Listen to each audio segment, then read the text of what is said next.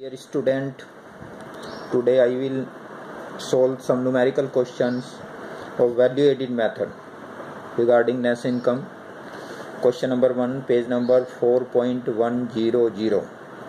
The statement is given: from A sold to from B, goods of rupees 80 crore to C 50 crore, household 30 crore, and gross of value rupee 10 crore remains unsold. This is the first part of the question, and the remaining part, the second part, that is from B sold to C, goods of rupees 70 crore to D 40 crore, goods of value rupee 30 crore were exported and goods of rupees 5 crore were sold to government. Let us start the question. जो पूछा गया है, सबसे पहले इसमें पूछा क्या है, कैलकुलेट वैल्यू ऑफ आउटपुट। इसमें पूछा गया है वैल्यू ऑफ आउटपुट का पता करना है, value added by firm B, ये दो चीज़ें पूछी गई हैं। तो हम दोनों को अलग अलग पार्ट में बांटते हैं। फ्रॉम ए फ्रॉम बी का अकाउंट बना करके सबसे पहले फ्रॉम ए की एंट्री लिखते हैं हम।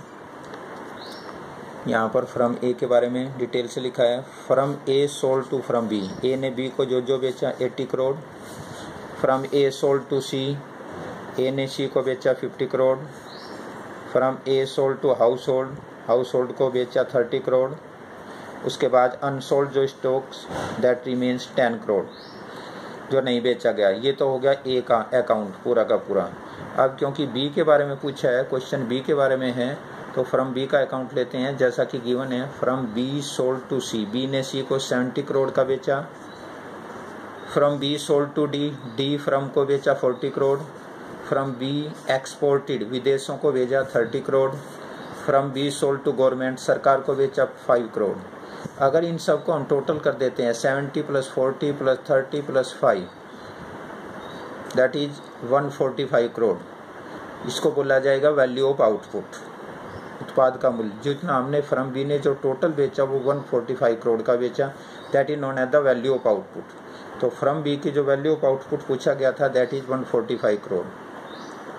अब दूसरा इसका जो दूसरा पार्ट था जो इसमें पूछा गया था that is value added by firm B. Firm B ने कितनी वैल्यू एडिड की। वैल्यू एडिड कैसे निकालते हैं? वैल्यू एडिड के लिए हम क्या करते हैं, टोटल आउटपुट माइनस परचेज या इंटरमीडिएट परचेज। टोटल आउटपुट में से जितना हमने परचेज किया। अब टोटल आउटपुट अभी मैंने क्वेश्चन करके बताया 145 करोड़ आया। अब खरीदा कहाँ से था? ये तो फ्रॉम बी का है सारा। फ्रॉम बी ने इतने का तो बेच दिया अलग अलग को, सी को, डी को एक्सपोर्ट किया, गवर्नमेंट को 145 का। अब क्वेश्चन उठता है कि बी ने खरीदा कहाँ से है। यहीं पे देखो ऊपर सबसे जो पहली एंट्री है, from A sold to B, A ने बी को बेचा। इसका सीधा मतलब है कि बी ने ए से खरीदा। फिर से समझो, A from A sold to from B, it means from B purchase from A. B ने ए से खरीदा तो जो परचेज किया वो यहाँ लिख दिया हमने 80 करोड़। सबसे पहली एंट्री 145 - 80 = 65 करोड़। तो ये आ गई फ्रॉम बी की वैल्यू एडिड। दोनों पार्ट हो गए इसके। Value added by firm B 65 crore और वैल्यू ऑफ आउटपुट आ गया 145 करोड़।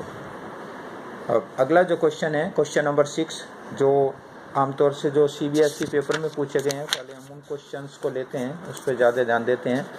क्वेश्चन नंबर 6 देखें, पेज नंबर 4.102। क्वेश्चन नंबर 6, इसकी एंट्री पर ध्यान दें एक बार। जो एंट्री गिवन है ये है, कैलकुलेट वैल्यू ऑफ आउटपुट। छठे क्वेश्चन में calculate value of output and gross value added at market price. ये दो चीज़ें पूछी हैं, वैल्यू ऑफ आउटपुट पूछी है और ग्रोस वैल्यू एडिड GVAMP, ये दो चीज़ पूछी हैं। अब एक एक करके हम लेते हैं। सबसे पहले वैल्यू ऑफ आउटपुट जो होती है, वैल्यू ऑफ आउटपुट का formula sale plus change in stock होता है। Value of output equal to sale plus change in stock.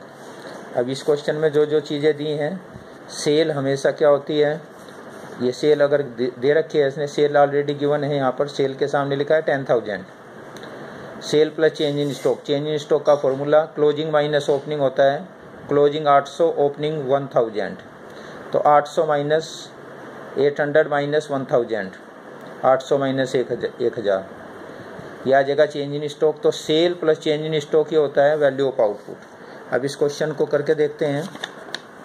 यहाँ पर देखें साइड में question number 6, gross value added at market price ये बाद में निकालेंगे, सबसे पहले हम लेते हैं वैल्यू ऑफ आउटपुट। अभी जो बताया मैंने, sale plus change in stock.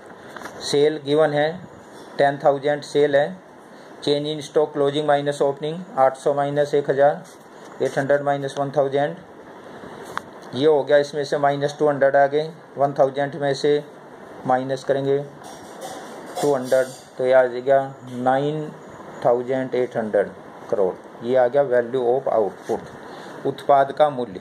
इसका जो बी पार्ट है 6 क्वेश्चन का, जो दूसरी चीज़ पूछी गई है इसमें वैल्यू ऑफ आउटपुट के अलावा, gross value added at market price, short form हो गया GVAMP, gross value added at market price.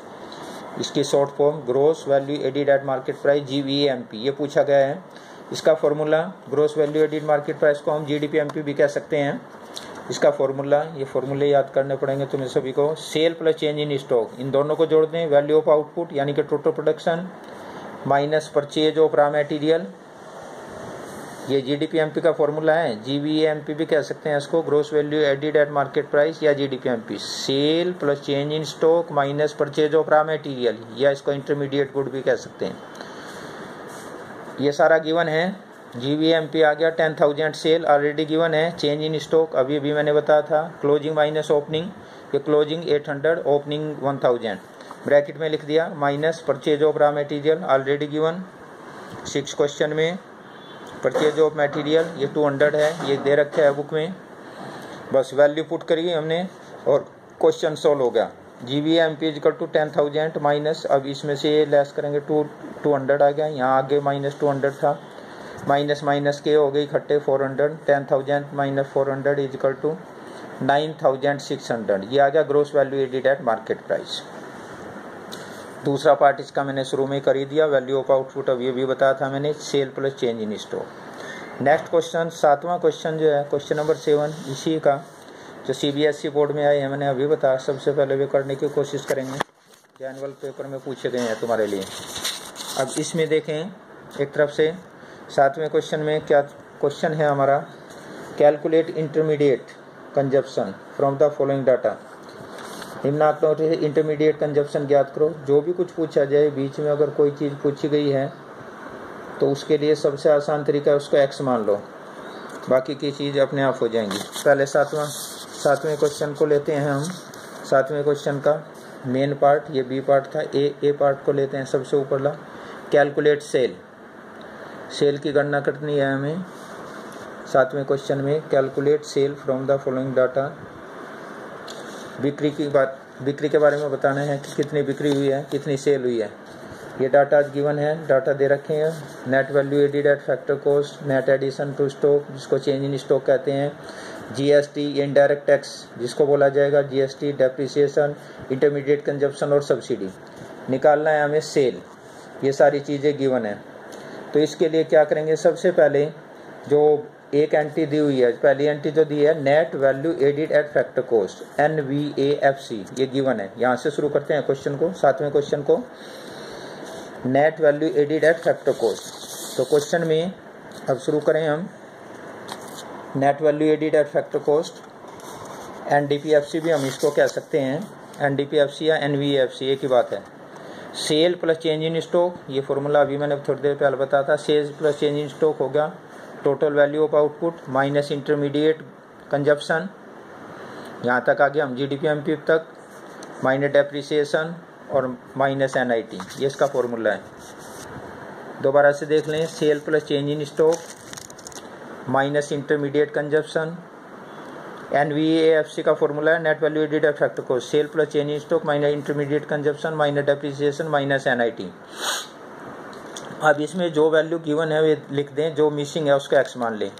Net value added factor cost given है क्वेश्चन में 300 दे रखी है, इक्वल टू सेल निकालनी है हमें। We will have to calculate sale, sale को x मान लिया, plus minus 20 change in stock, change in stock ये गिवन है क्वेश्चन में minus 20 already given, intermediate consumption already given 100, उसके बाद माइनस डेप्रिसिएशन गिवन 10, NIT होता है indirect tax minus subsidy, indirect tax GST दे रखा है 30 माइनस 5 सब्सिडी, इनडायरेक्ट टैक्स या GST एक ही बात है। बस वैल्यू पुट कर दी, क्वेश्चन हल हो जाएगा। 300 इजकल टू एक्स जो हमने माना था सेल को, -20 आ गया, प्लस माइनस माइनस, -100 -10 -25, 30 में से 5 लेस करेंगे, माइनस के सारे इकट्ठे कर दो। 300 इजकल टू एक्स